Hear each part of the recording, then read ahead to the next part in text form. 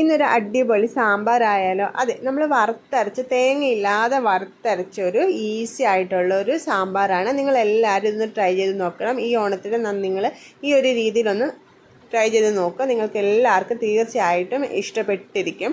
അപ്പോൾ അതിന് വേണ്ടി ആദ്യം നമ്മൾ കുറച്ച് വെജിറ്റബിൾസ് എടുക്കുക. അത് നിങ്ങളുടെ ചോയ്സിനനുസരിച്ചിട്ട് നിങ്ങൾക്ക് ഏതൊക്കെ വെജിറ്റബിൾസ് വേണോ അതെല്ലാം ചേർക്കാവുന്നതാണ്. അതെല്ലാം കൂടി നമ്മൾ ഒരു ചട്ടിയിലേക്ക് ഇട്ട് ഒന്ന് കുക്ക് ചെയ്ത് എടുക്കുകയാണ്. ഇതിലേക്ക് ആവശ്യത്തിന് വെള്ളം ഒഴിച്ചു കൊടുക്കുക. അതിനുശേഷം നമ്മൾ ഇതിലേക്ക് കായമാണ് ഞാൻ ചേർത്ത് കൊടുക്കുന്നത്. നിങ്ങളുടെ കയ്യിൽ കായപ്പൊടി ആണെങ്കിൽ കായപ്പൊടിയും ചേർത്ത് കൊടുക്കുക. ഞാനാണെങ്കിൽ ആദ്യം കുറച്ച് കായം ചേർത്ത് കൊടുത്തു. അതുപോലെ തന്നെ ആവശ്യത്തിന് ഉപ്പ്, കുറച്ച് മഞ്ഞൾപ്പൊടിയും കൂടി ചേർത്ത് കൊടുത്തു. ഇനി നമുക്ക് അത് കുക്കാവുന്ന സമയത്ത് ഒരു മസാല തയ്യാറാക്കാം. അതിന് കുറച്ച് ഉഴുന്ന്, അതുപോലെ തന്നെ കടലപ്പരിപ്പ്, ഉലുവ, വറ്റൽമുളക്, പിന്നെ നിങ്ങളുടെ കയ്യിൽ മല്ലി ഉണ്ടെങ്കിൽ മല്ലി ചേർത്ത് കൊടുക്കുക. അതുപോലെ തന്നെ നിങ്ങളുടെ കയ്യിൽ ജീരകം നിങ്ങൾക്ക് വേണമെങ്കിൽ കുറച്ച് ജീരകവും കൂടി ചേർത്ത് കൊടുക്കാവുന്നതാണ്. അതുപോലെ തന്നെ കുറച്ച് അരി വേണമെങ്കിൽ അരിയും ചേർത്ത് കൊടുക്കാവുന്നതാണ്. ഞാൻ ഇത്ര ഐറ്റംസ് ഒന്ന് ചൂടാക്കിയതിന് ശേഷം ഞാൻ അതിലേക്ക് കുറച്ച് മഞ്ഞൾപ്പൊടിയല്ല മല്ലിപ്പൊടിയും കൂടിയാണ് ഞാൻ ചേർത്ത് കൊടുക്കുന്നത്. എൻ്റെ കയ്യിൽ മല്ലി ഇല്ലായിരുന്നു, അതുകൊണ്ടാണ് മല്ലിപ്പൊടിയായിട്ട് ചേർത്ത് കൊടുത്ത് ആവശ്യത്തിന് കറിവേപ്പിലയും ചേർത്ത് ഒന്ന് മിക്സ് ചെയ്ത് വെച്ചു. അതിനുശേഷം നമ്മുടെ വെജിറ്റബിൾസ് ഒക്കെ അത്യാവശ്യം നല്ല രീതിയിൽ കുക്കായി കിട്ടിയിട്ടുണ്ട്.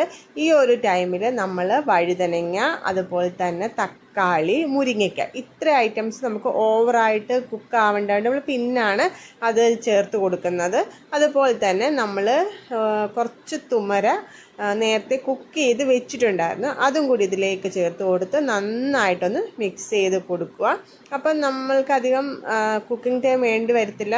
നമ്മളെല്ലാം സെപ്പറേറ്റ് ആയിട്ട് ആദ്യമേ കുക്ക് ചെയ്ത് എടുത്ത് വെച്ചിട്ടുണ്ട്. അതിന് ശേഷം നമ്മൾ നേരത്തെ എല്ലാ മസാല എല്ലാം അരച്ച് വെച്ചിരുന്നു, അതും കൂടി ഇതിലേക്ക് ചേർത്ത് കൊടുത്ത് ആവശ്യത്തിന് വെള്ളവും ചേർത്ത് കൊടുക്കുക. പിന്നെ ഈ ഒരു ടൈമിൽ നിങ്ങൾക്ക് തക്കാളിയുടെ പുളി നിങ്ങൾ നോക്കുക. അതല്ല നിങ്ങൾക്ക് വേണമെങ്കിൽ ഞാൻ എക്സ്ട്രാ ഇവിടെ പുളിയും കൂടി ചേർത്ത് കൊടുക്കുന്നുണ്ട്. പുളിവെള്ളം നിങ്ങളുടെ ആവശ്യത്തിനനുസരിച്ചിട്ടുള്ള പുളിവെള്ളം കൂടി ചേർത്ത് കൊടുക്കുക. പിന്നെ നിങ്ങൾക്ക് ഇതുപോലെ സാമ്പാർ പൊടി, അത് ഓപ്ഷണലാണ്. ഇപ്പം തന്നെ നല്ല ഒരു ഇതുണ്ട്, എന്നാലും നിങ്ങൾക്ക് വേണമെങ്കിൽ കുറച്ച് സാമ്പാർ പൊടിയും കൂടി ചേർത്ത് കൊടുക്കാവുന്നതാണ്. ഞാൻ ഇതിലേക്ക് എല്ലാം ഒന്ന് ബാലൻസ് ആവാൻ വേണ്ടി കുറച്ച് പഞ്ചസാരയും കൂടി ചേർത്ത് കൊടുത്തു, ഒരു നുള്ളു മതി.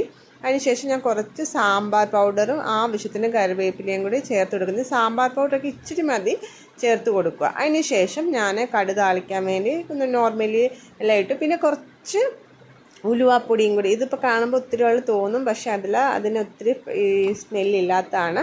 അപ്പോൾ ആ കായപ്പൊടിയും പിന്നെ മുളക് പൊടിയും, പിന്നെ ഞാൻ ഇതിലേക്ക് ഒരു ശകലം സാമ്പാർ പൗഡറൂടെ ലാസ്റ്റ് നിങ്ങൾ കടുക് താളിക്കുന്ന സമയത്ത് ഒരു നുള്ളി സാമ്പാർ പൗഡറും കൂടി ഇതിൽ ചേർത്ത് കൊടുത്തിരുന്നാൽ നല്ലൊരു സാമ്പാറിന് നല്ലൊരു സ്മെല്ല് തന്നെ ആയിരിക്കും. അധികം വേണ്ട, കുറച്ച് മതി കൂടി ചേർത്ത് നമ്മുടെ കറിയിലേക്ക് ചേർത്ത് കൊടുത്ത്, പിന്നെ നിങ്ങൾക്ക് വേണമെങ്കിൽ ലാസ്റ്റ് കുറച്ച് കറിവേപ്പിലയും കൂടി ചേർത്ത് കൊടുക്കാവുന്നതാണ്. അപ്പോൾ നല്ല അടിപൊളിയായിട്ടുള്ള നമ്മുടെ സാമ്പാർ അരച്ച തേങ്ങയില്ലാതെ വറുത്തരച്ചതാണ്. നിങ്ങളെല്ലാവരും ട്രൈ ചെയ്ത് നോക്കുക. നിങ്ങൾക്ക് തീർച്ചയായിട്ടും ഇഷ്ടപ്പെടും. ഒരു വട്ടമെങ്കിൽ ഈ രീതിയിൽ എല്ലാവരും ഒന്ന് ട്രൈ ചെയ്ത് നോക്കിയിട്ട് ഫീഡ്ബാക്ക് കമൻ്റായിട്ട് അറിയിക്കണം.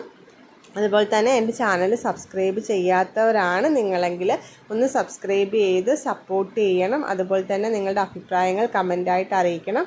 അടുത്തൊരു വീഡിയോയിലൂടെ കാണാം. Okay, thank